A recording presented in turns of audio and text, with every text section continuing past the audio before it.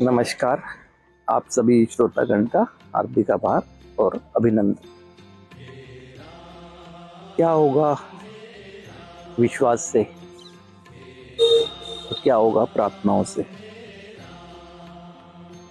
ये एक सवाल कई बार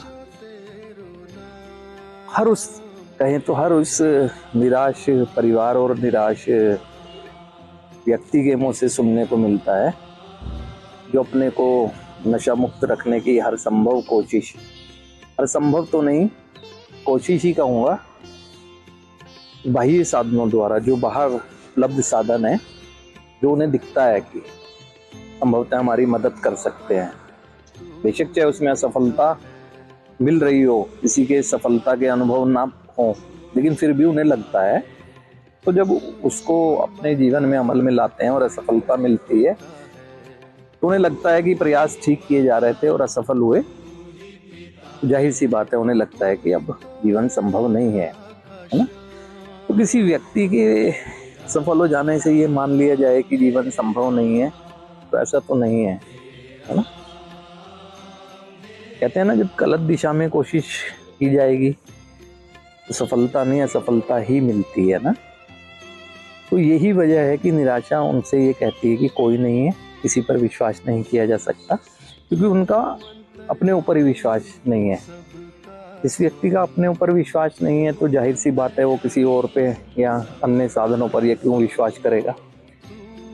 तो यही स्थिति प्रार्थनाओं की भी है ना। और ये जब परिवारों ने और ऐसे व्यक्ति ने जो आज समस्या में है, कभी अपने जीवन में विश्वास भी किया है और प्रार्थनाएं भी की हैं, उनको अनुभव है। अब यहाँ ये नहीं समझ पा रहे हैं कि विश्वास के साथ की गई प्रार्थनाओं से कुछ नहीं होता है। विश्वास के साथ की गई प्रार्थनाओं के साथ किए गए कर्मों से कुछ होता है ना। अब हम प्रार्थना करते रहें और कर्म नकारात्मक करें, सफलता कहाँ मिलेगी? और हमें लगता है कि हमने प्रार्थना की। प्रार्थनाएं कोई सफल करती हैं, प्रार्थना और कर्म ना, प्रार्थना के साथ किया गया कर्म।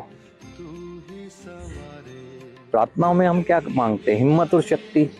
किस चीज के लिए? कर्म करने के लिए।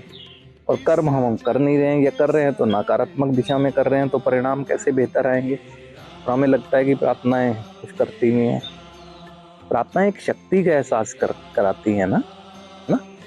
और कहें तो ईश्वर तो एक शक्ति बन के साथ रहता है हमारे, है ना। अब देखें तो अगर अर्जुन की प्रार्थना अगर श्री कृष्ण ने सुनी तो केवल उसकी शक्ति बन के उसके साथ ही तो थे, शस्त्र तो खुद उसने उठाए। ऐसे ही अगर देखें, अगर हम कोई व्यक्ति स्टूडेंट लाइफ में है तो वो प्रार्थनाएं करता है अपने एग्जाम के लिए, लेकिन तैयारी भी करता है और अटेम्प्ट करता है, तो कर्म तो करता है ना। सफलता मिलने पे ग्रेजुएट पे करता है ना।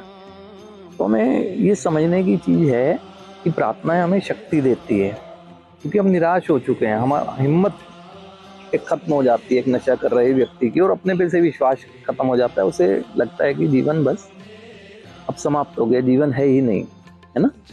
उसे ये लगता है। तो इसलिए हम समझें इस चीज़ों को कि विश्वास करें। सबसे पहले अपने पर विश्वास होना चाहिए ना, कि अभी अस्तित्व में है और हमारे अस्तित्व का मूल्य है, और उस अस्तित्व के मूल्य को समझकर हम एक बेहतर दिशा में, है ना, कोशिश करेंगे और उस कोशिश में मदद लेंगे। उस कोशिश में एक मदद ली जाएगी ना, ये विश्वास करना चाहिए ना। और विश्वास करें, प्रार्थना करें, है ना। प्रार्थना करें कि ईश्वर, ये जो हम भटक गए हैं, हमें जीवन के सही मार्ग पर लाने के लिए हमारा मार्गदर्शन कर, और इस पर चलते रहने के लिए मार्गदर्शन कर। क्योंकि प्रार्थनाएं तो शक्ति देती हैं। ये हर निराश व्यक्ति ने जीवन में प्रार्थनाएं की हैं, उसे पता है इस बात का ना। कर्म व्यक्ति खुद करता है। अब हम प्रार्थना करते रहें, कर्म करें नहीं, तो कहाँ संभव होगा? सफलता तो मिलेगी। तो इसीलिए निराश नहीं होना चाहिए, विश्वास को पुनर्जागृत करें तो विश्वास करें उस शक्ति पर जिस पर कभी किया करते थे, और आपका विषय है स्वतंत्रता है, विश्वास करें किसी पर भी करें, और सबसे पहले तो अपने पर विश्वास करें ना। यहाँ अब भी मैं अपनी नशे की समस्या से निकाल कर एक बेहतर जिंदगी जी सकता हूँ जैसे अन्य लोग जी रहे हैं। विश्वास करें, और विश्वास ही वो डोर है जो हमारे जीवन को, है ना, कई ऊंचाइयों तक ले जाएगी। और फिर कर्म करें सकारात्मक दिशा में, अपने नकारात्मक कर्मों के अनुभव से सीखें, जीवन में किस तरह से नकारात्मक कर्म के उसके परिणाम क्या है उससे सीखें। हिम्मत और शक्ति, नशा कर रहे व्यक्ति की हिम्मत और शक्ति एक कहें तो बहुत धरातल में चली जाती है, लेकिन फिर भी अस्तित्व में है तो अस्तित्व का मूल्य है। इस मूल्य को समझकर एक ईश्वरीय शक्ति है, विश्वास के साथ एक प्रार्थना करें बेहतर जिंदगी के लिए, और एक अनुभवी लोगों की मदद लें, परिवार के सदस्यों की मदद लें। जीवन में अनंत संभावनाएं हैं, मात्र मेरी एक असफलता से कोई संभावनाएं समाप्त नहीं हो जाती हैं। अपने ऊपर विश्वास होना चाहिए ना, है ना। विश्वास होना चाहिए कि मैं भी जी सकता हूँ, जिंदा हूँ अभी, है ना, अभी जीवित है, बहुत कुछ कर सकते हैं।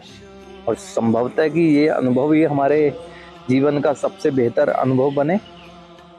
क्या हुआ अगर अतीत में हमने जाने अनजाने में, है ना, एक अपनी नकारात्मक सोच के आकर्षण में गलत कर दिया, तो क्या हुआ, सीखेंगे, है ना, वर्तमान को संभाल के रखेंगे और वर्तमान को ठीक करते हुए चलेंगे।